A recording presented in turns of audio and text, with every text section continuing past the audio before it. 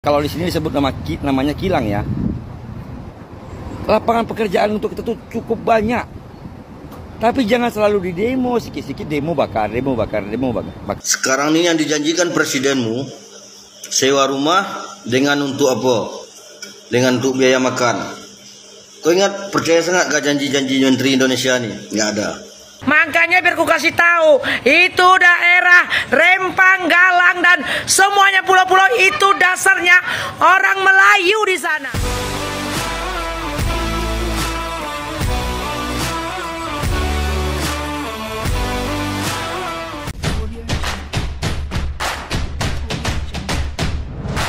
Halo pemirsa, bertemu lagi bersama saya Boro Naga.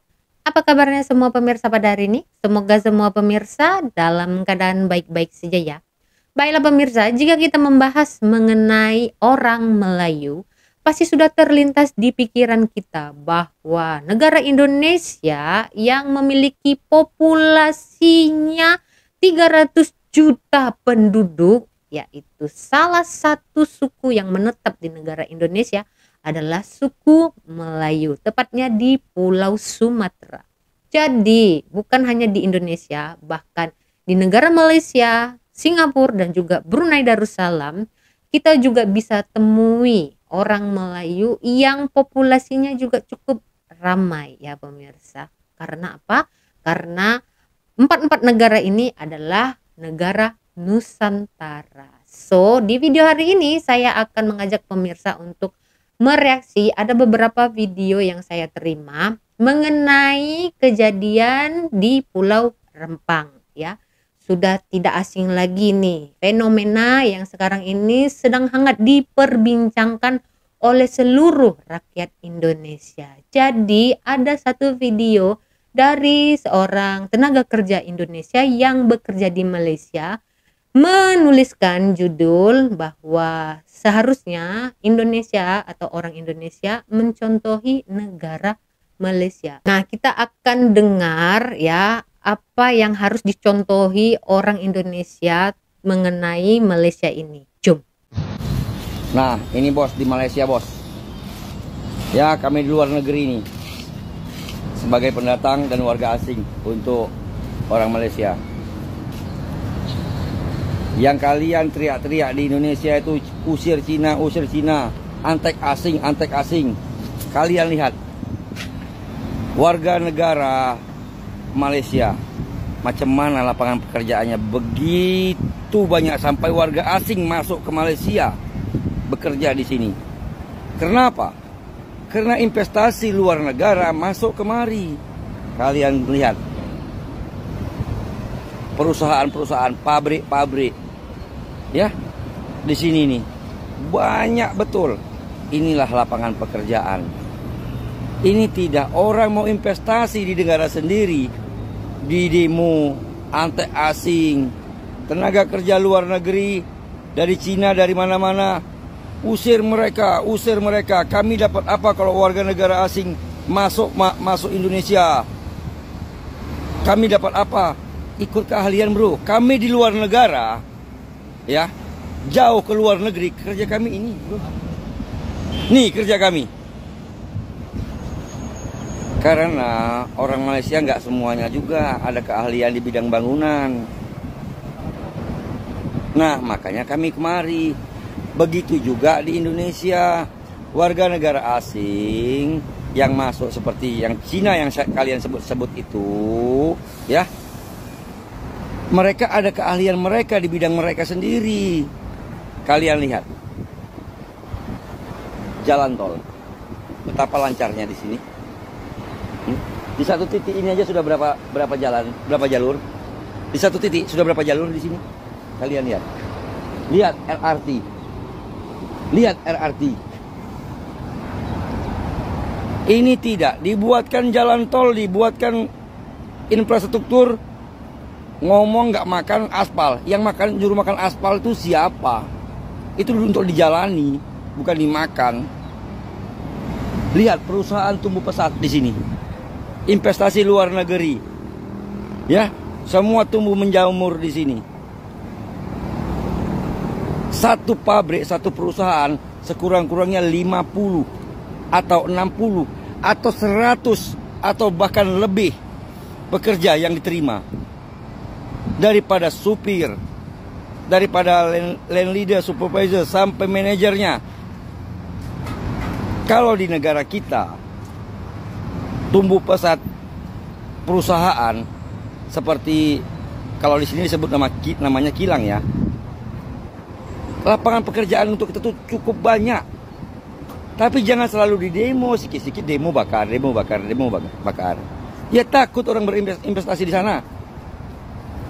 Tapi kalian sibuk juga. Kurang lapangan pekerjaan, susah. Bila dibuka lapangan pekerjaan kalian demo, kalian rusak. Ini bangunan proyek warga asing. Ini perusahaan warga asing, demo. Jangan bro, kalian tengok. Dari satu perusahaan aja, supirnya berapa yang diperlukan, pekerjanya sudah berapa yang diperlukan. Dalam satu daerah, ada beberapa perusahaan saja, katakan 30 perusahaan sudah membantu masyarakatnya sendiri. Ya, itu sudah membantu masyarakat setempat untuk bekerja. Kalian lihat di sini, kalian lihat. Berapa jalur? Kalian lihat. Ini satu titik. Satu titik bro. Berpikirlah yang cerdas. Ya. Kalau memang mau maju. Nggak usah berpikir untuk kita yang seusia daripada 40 ke atas. Pikirkan anak cucu kita nanti, masa depan mereka. Pikirkan. Di Indonesia, mobil SMK buatan anak bangsa dicaci, SMK dicaci-caci. Malaysia, Proton buatan anak bangsa. Banyak dipergunakan. Kalian lihat Proton. Kalian lihat. Buatan anak bangsa, buatan dalam negeri. Kalau kita sendiri yang membeli, itu income negara. Ya. Mereka nggak perlu bro. Mereka nggak perlu, nggak semuanya harus produk luar negara, Jepun apa semua. Nggak perlu. Terkadang ada yang komplain SMK apa, SMK, dia sendiri nggak punya mobil. Coba. Cuma ngebacot aja. Tengok di sini, orang susah pun naik mobil, bro. Tengok truk-truk seperti ini. Di tempat seperti ini lalu lalang truk. Ini dari perusahaan keluar masuknya. Lapangan pekerjaan itu banyak untuk mereka di sini, sampai warga negara asing Indonesia termasuk kemari, yang jadi supir, yang kuli bangunan, yang kerja di industri perkilangan. Bukan kilang padi ya bro, perusahaan, pabrik. Nggak kepingin kalian negara kita seperti ini. Di sini kerja dan kerja untuk warga tempatan. Untuk warga tempatan. Nggak ada ceritanya mereka, ada segelintir, tapi nggak, itu pun saya rasa 1-2% saja. Yang lain pagi-pagi pulang sore, pagi-pagi pulang sore, ada yang duduk di kantor, kan enak. Ada kemudahan untuk warga tempatan kalau investasi itu banyak. Warga asing yang datang yang sebagai pekerja. Mungkin kalau kalian sekolahnya tinggi, ya mungkin kalian duduk di kantor. Dan di Malaysia ini masuk perusahaan, masuk pabrik, cuman bermodalkan KTP atau IC kalau bahasa Malaysia. Hanya KTP bro. Enggak ditanya sijil, ijazah. Enggak. Kecuali kalian mau duduk di kantor, di office. Kalau sebatas pekerja kilang, warga negara Indonesia dengan modal paspor, izin kerja, sudah boleh. Nggak ada sogok menyogok. Mau kerja kilang ini, mau kerja pabrik, nggak ada tunggu orang dalam. Tunggu orang dalam ya. Nanti ku kasih tahu informasikan kalau bisa masuk. Sogok sekian masuk perusahaan ini, sogok sekian. Di sini tidak ada bermodal KTP. Kamu mau ngambil mobil, mau ngambil apa? Berapa lama kamu kerja di perusahaan itu? Tinggal tunjukkan slip gaji. Resit gaji kalian, tunjukkan. Mau ngambil mobil, mau ngambil rumah, bisa di sini. Makanya berpikirlah yang cerdas ya. untuk bangsa kita sendiri. Oke? Berpikir yang cerdas. Jadi itu saya ulangi sekali lagi, bukan untuk kita. Kita sudah seperti saya umur 40 ke atas. Ya, sudah jangan berharap. Berharaplah besarkan anak. Carilah peluang rezeki yang lebih disediakan untuk anak. Ya. Ingat masa depan anak. Jangankan ikut nafsu kita. Oh, kita umur sudah tua. Misal kata kita umur sudah tua. Ya sudah. Apa yang dikasih yang kuasa rezeki kita tuh, jalani aja rezeki yang dikasih yang kuasa itu rezeki itu, ya. Kita jalani saja. Kalau nggak tahu itu jangan banyak yang ini, yang itu, ataupun cuma ikut-ikutan. Jangan. Saudara Anda pasti ada yang keluar negeri juga kan? Termasuk saya, lihat keluar negeri. Karena apa? Mungkin di sini keahlian kami. Di sini diterima lapangan pekerjaan begitu banyak. Makanya kami kemari. Di Indonesia, orang Indonesia banyak pekerja yang pandai bangunan. Nggak cukup di sana. Banyak pekerjanya daripada lapangan pekerjaannya. Banyak yang nganggur. Kalau di sini tidak. Di sini lapangan pekerjaan banyak, orangnya yang kurang. Jadi yang cerdaslah berpikir untuk masa depan. 2024 ganti presiden. Jangan salah pilih. Ya, terserah kalian yang mau pendapat kalian macam mana. Kalian juga yang menentukan masa depan nasib bangsa. Ya, ke depannya. Jadi saya sarankan jangan salah pilih 2024, 2029, 2034. Pandai-pandailah untuk memilihnya, ya. Janganlah suka demo. Kepikirlah yang cerdas. Jangan karena sakit hati yang terbaik disingkirkan. Jangan karena nggak suka tapi dia terbaik kalian singkirkan.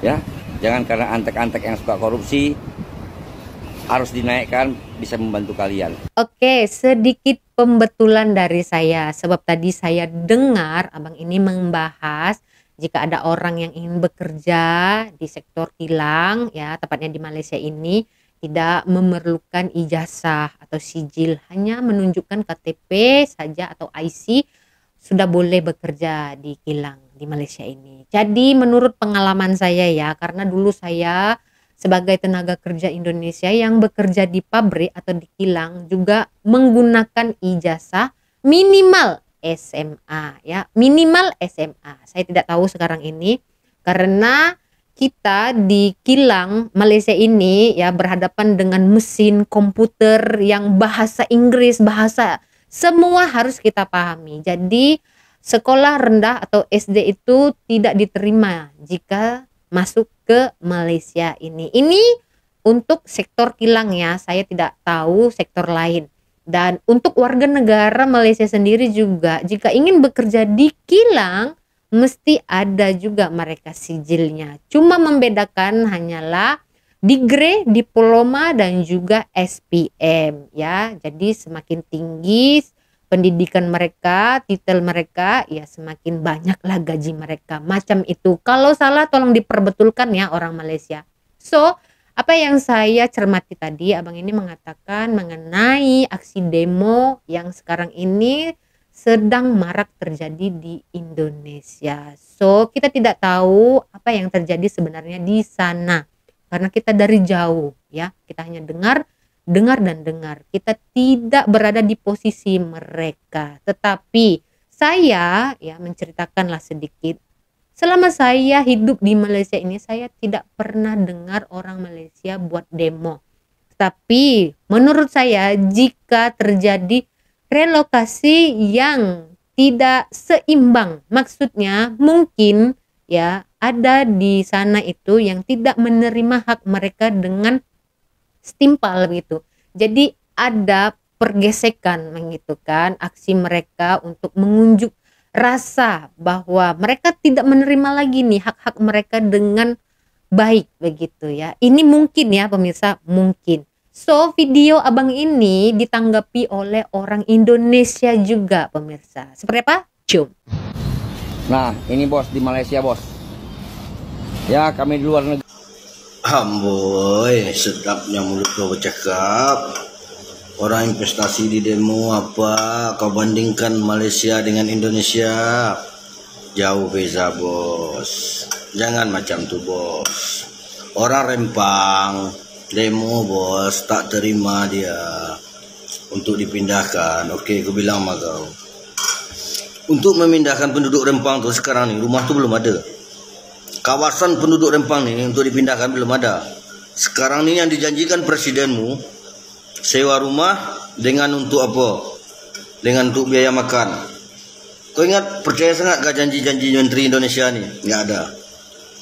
Yang kau samakan Malaysia dengan Indonesia. Malaysia membuat pabrik apa semua investasi, dia tak kacau rakyat. Dia tak pernah gusur rakyat dia secara paksa macam Indonesia. Faham kau? Okey, kau bandingkan jalan tol. Jalan tol di Indonesia, utang keliling kiri kanan. Malaysia jalan tol kau bayar berapa, bro? Kau pernah naik tol tak di Indonesia? Tol di Malaysia baru RM2. Tol di Malaysia 60.000, 50.000. Jauh beda, bro. Jangan kau samakan Indonesia dengan Malaysia. Macam masyarakat Rempang, dia tak terima investasi dari Cina. Sebab dia tahu itu tanah nenek moyang diorang yang nak diambil pemerintah. Habis tu menteri cakap nanti ada rumah, ada ini, ada itu, dah ada kawasan. Kau percaya ke janji-janji menteri Indonesia? Janji-janji Presiden Indonesia. Jokowi 10 tahun berapa banyak janji dia, apa yang tertunai? Jangan macam tu cakap, bro. Saya orang Sumatera, bro. Kalau kau orang Sumatera, kau akan rasa sedih orang Sumatera. Tapi kalau kau orang Jawa, kau pindahkan itu proyek yang nak investasi ni, kau pindahkan dekat Pulau Jawa sana. Jangan kau bilang-bilang Sumatera macam tu, bro. Kami demo sebab ada hal dia. Itu tanah nenek moyang, bukan tanahnya pemerintah. Diorang dah berapa lama duduk sana nak digusur. Kau nak bandingkan Malaysia dengan Indonesia, jauh, bro. Jangan kau samakan. Indonesia berapapun investasi, kerjaan bukan untuk masyarakat Indonesia. Kau mikir itu tambang di Kalimantan. Berapa banyak Cina, TKA Cina yang masuk? Adakah anak Indonesia di sana? Enggak ada. Jadi jangan, bro, kau banding-bandingkan itu Pulau Rempang, investasi ini itu, bawalah investasi itu dekat daerahmu. Habis itu kau bandingkan di Malaysia banyak kerja gini-gini. Aduh, berapa banyak rakyat Indonesia, berapa banyak rakyat Malaysia. Kau bandingkan Malaysia dengan Indonesia, jauh beza. Jangan. Kau bandingkan jalan tol, makan aspal. Apa yang tol pemerintah kau bangun? Jalan tol je 60.000, 50.000. Di Malaysia kau bandingkan jalan tol. Jalan tol di Malaysia baru berapa? Mikir, bro, mikir. Orang Melayu di Rempang sana demo, ya, tidak terima karena itu adalah tanah leluhur mereka yang sudah ditempati oleh turun-temurun dari generasi ke generasi, tiba-tiba digusur, relokasi. So, kita akan mendengar sejarah tanah Rempang ini seperti apa. Jom. Jadi sejarahnya kayak gini ya. Aku kan orang Karo kan. Kenapa aku mendukung itu Rempang jangan digusur? Biar ku kasih tahu kalian sejarahnya ya. Itu di Barelang sana itu ada namanya daerah Jumaraja. Ada Honda itu bising kali. Ada namanya Sembulang. Biar kalian tahu ya, dulu raja orang Karo pergi merantau itu dekat Barelang sana. Ini ku kasih tahu sejarahnya. Jadi aku orang Karo, suku Karo, harus dan terpaksa mendukung orang Melayu yang ada di Rempang. Jadi raja orang Karo ini pergi ke sana, ke pulau dekat Galang, dekat Rempang.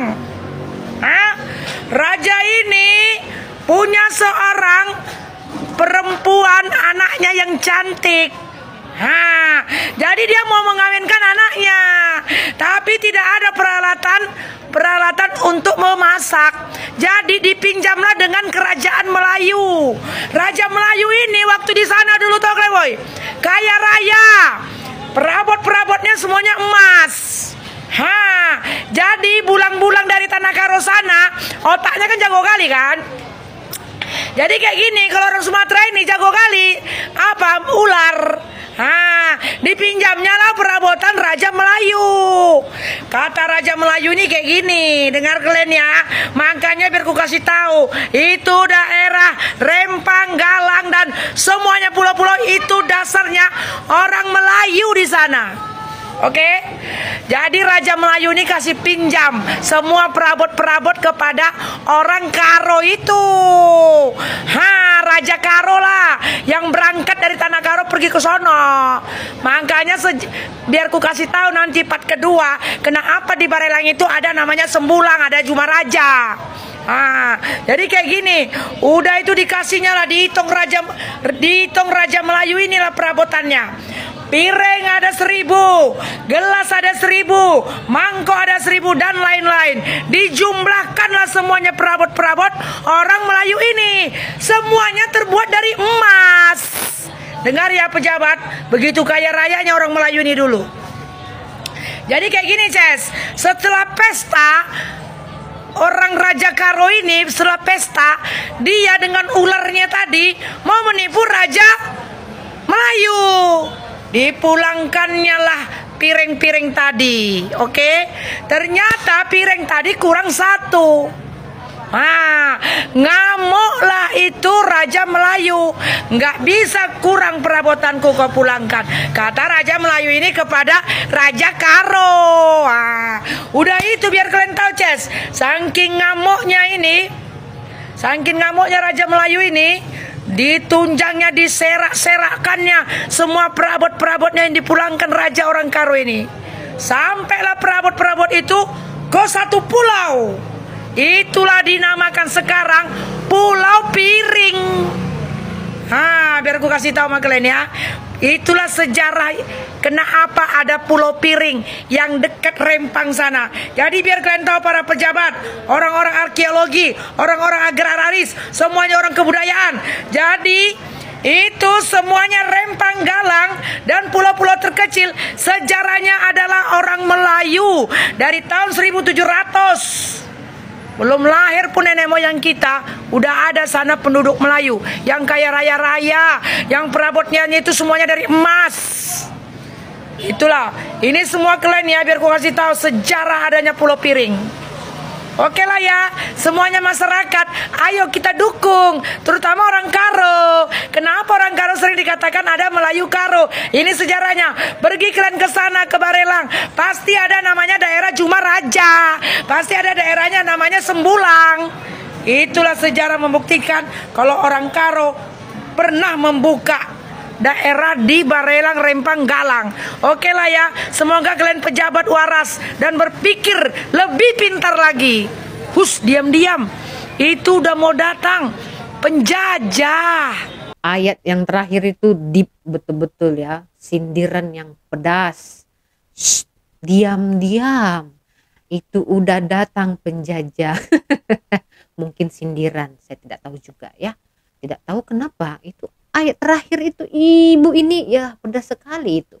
Tapi kita dengar tadi sejarahnya seperti apa. Sudah hampir 200 tahun Pulau Rempang itu ditempati oleh orang Melayu. Bahkan sebelum negara Indonesia dibentuk dan merdeka, tanah Rempang itu sudah ditempati oleh orang Melayu. Jadi wajar jika mereka membuat aksi tidak puas hati atas penggusuran relokasi yang mereka terima sekarang ini. Mungkin saja ada hak mereka yang belum ditepati oleh pemerintah. Ya kan? Itu asumsi saya ya pemirsa. Jika ada salah tolong diperbetulkan. Jadi untuk kita yang bukan ada di posisi di tempat tersebut, kita hanya bisa berdoa agar keadilan sosial bagi seluruh rakyat Indonesia diterima oleh seluruh rakyat Indonesia dari Sabang hingga ke Merauke, ya kan? Nah, untuk abang yang video yang pertama tadi, ya saya nasihatlah untuk isu seperti ini janganlah kita membandingkan, karena tidak ada perbandingan atau tidak ada perbedaan antara orang Melayu di Malaysia ini dan juga orang Melayu di Indonesia. Kita orang luar ini tidak tahu apa yang terjadi persisnya di situ, ya. Kita tidak tahu kesengsaraan mereka. Kita hanya bisa berdoa semoga saudara-saudara di Pulau Rempang mendapat ketabahan dan juga keadilan yang sewajar-wajarnya, ya pemirsa. Oke, jadi begitu saja ya pemirsa di video hari ini. Sedikit dan banyaknya dalam penyampaian dan komentar saya untuk 3 video ini yang telah saya tunjukkan kepada pemirsa ada menimbulkan kesilapan, saya mohon maaf. Saya tidak ada unsur untuk menyinggung perasaan mana-mana pihak.